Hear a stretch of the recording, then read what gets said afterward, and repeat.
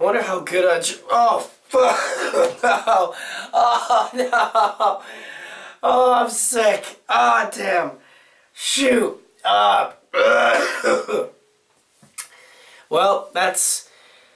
I guess I can't really do an intro for you guys. Maybe next time. More importantly, though, here's how good Uncharted 4 is. Hint, little spoiler alert, it's a masterpiece.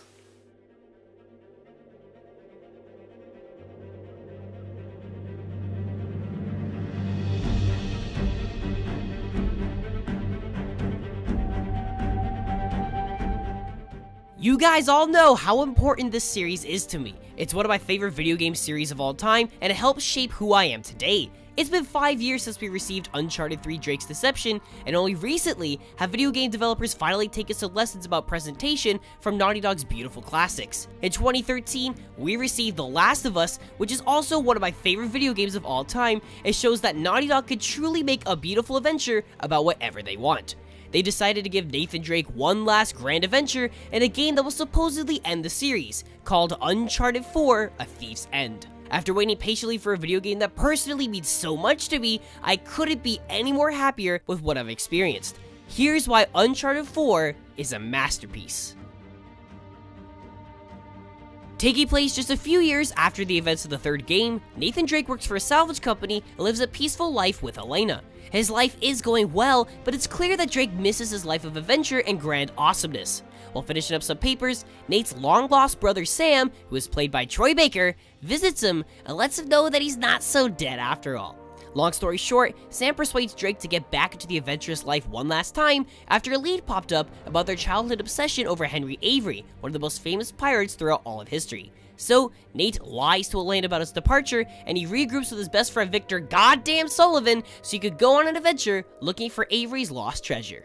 Without spoiling absolutely anything, A Thief's End is by far the best story in the entire series. While this is a happy, mildly lighthearted adventure like the past games, this is an important, bittersweet conclusion. Nate goes through emotions such as regret, loss, love, and he's unsatisfied with his life. It makes the journey and the ending feel all that more important, and the entire experience is a memorable one. A tricky thing that Naughty Dog pulled off wonderfully was the task to add Nate's brother Sam and to show us the obsession the two had over Avery's treasure since they were kids. These are hard things to add to a story 9 years after the series has started, but through a few hours of hopping through time in the beginning, I was convinced with all the new information we learned about Drake's past. It's a much slower tale, with multiple sections that just have you walk from place to place, but like what they did with The Last of Us, the characters would talk to each other almost the entire time, which made the story even more memorable and ensured that there was never going to be a dull moment. Naughty Dog claims that this is the last entry in the Uncharted series, and they happen to deliver the best, most personal story in the franchise. Even more important than the plot are the game's characters and performances, and just like Uncharted 2 did in 2009, Uncharted 4 has improved upon their lovable characters, and the performances found in almost every character are, to no surprise, substantially better than the past games. Nolan North's most impressive performance is Nathan Drake in Uncharted 4. He managed to convey a true sense of depth, sorrow, and still held on to his beautiful charisma the entire time. Familiar characters such as Elaine and Sully have aged realistically, but I love the way everyone's turned out. Troy Baker does a phenomenal job playing as Nate's brother, and he never came across as cliché or forced. You will be spending the majority of the game with Sam, which disappoints me only because I wanted to be around the characters I love just a little bit more, such as Sully. But Troy Baker and Naughty Dog managed to make Sam likable and entertaining, so I really have no reason to complain. And the two villains, Rafe and Nadine, played by Laura Bailey, are the most realistically motivated villains in the series. Not only did they make sense to the overall plot, but they are fantastic enemies. I could make a 20-minute video talking about every aspect of Uncharted 4's presentation, but I'll do my best to keep this short.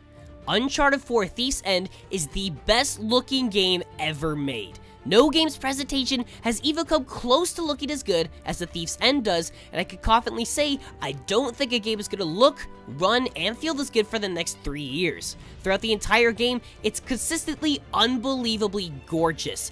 Backdrops are breathtaking, textures and everything are top of the line. Everything that could be moving in real life is moving, and it's believable. Unlike other games in the series that I complimented, Uncharted 4's jungles don't just feel lush and alive, they feel real.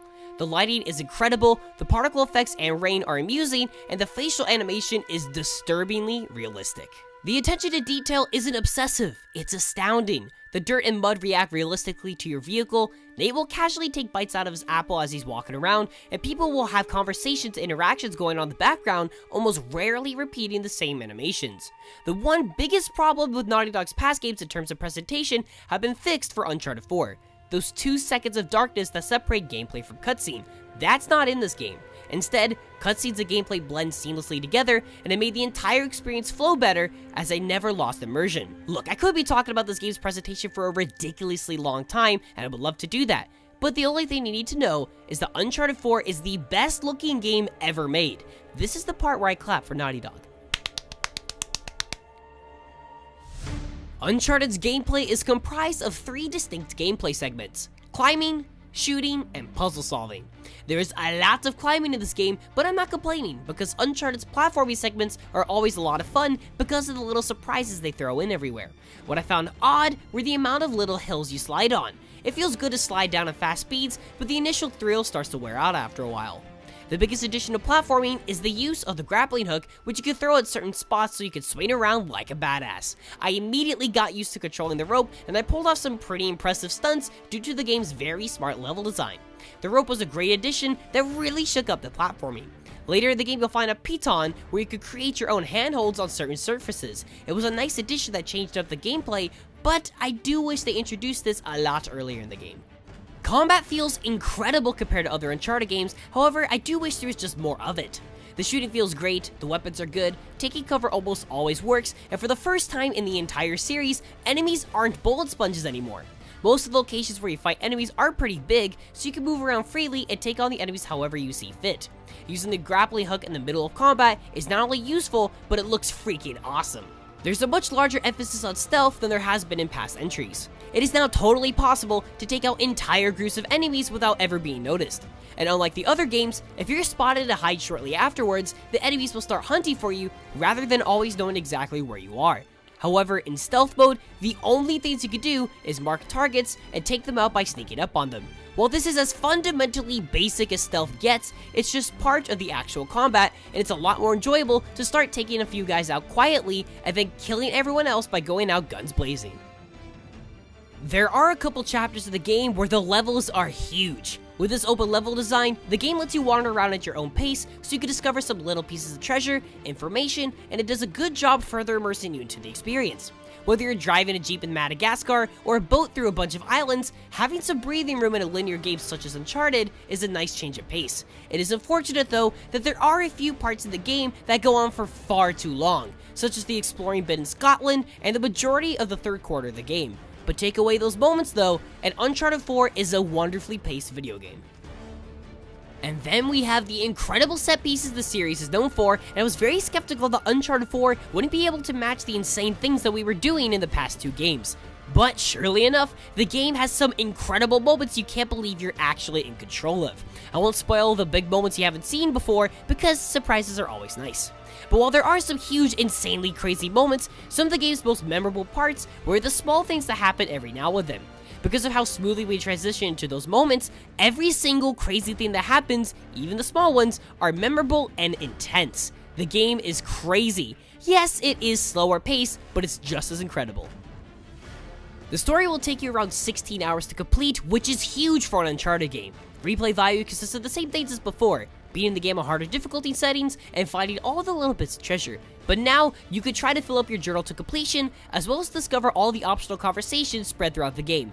But believe me, you'll want to play through this game again just because of how amazing of an adventure it is. And Uncharted 4 has brought back the multiplayer, and while it's never been the focus of the series, it's superb. It's as deep as any other mainstream online shooter, but mixed with the Uncharted formula, I can guarantee you're gonna have a lot of fun here. That's all I really wanted to say, because come on, we're all playing this game for the story.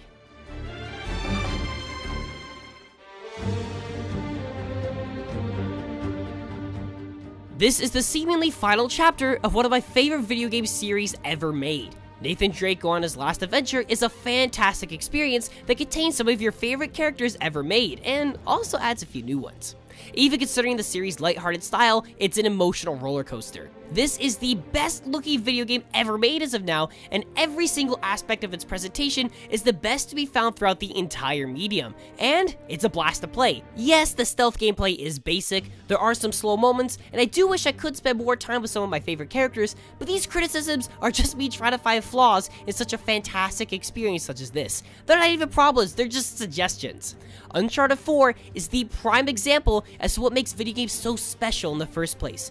This memorable adventure is another classic made by Naughty Dog, and even though the series already has had insanely high accolades before, A Thief's End solidifies the statement that the Uncharted series is one of the best video game series of all time. Uncharted 4 is actually one of the only games I will not score. That's because Uncharted 4 A Thief's End is a masterpiece.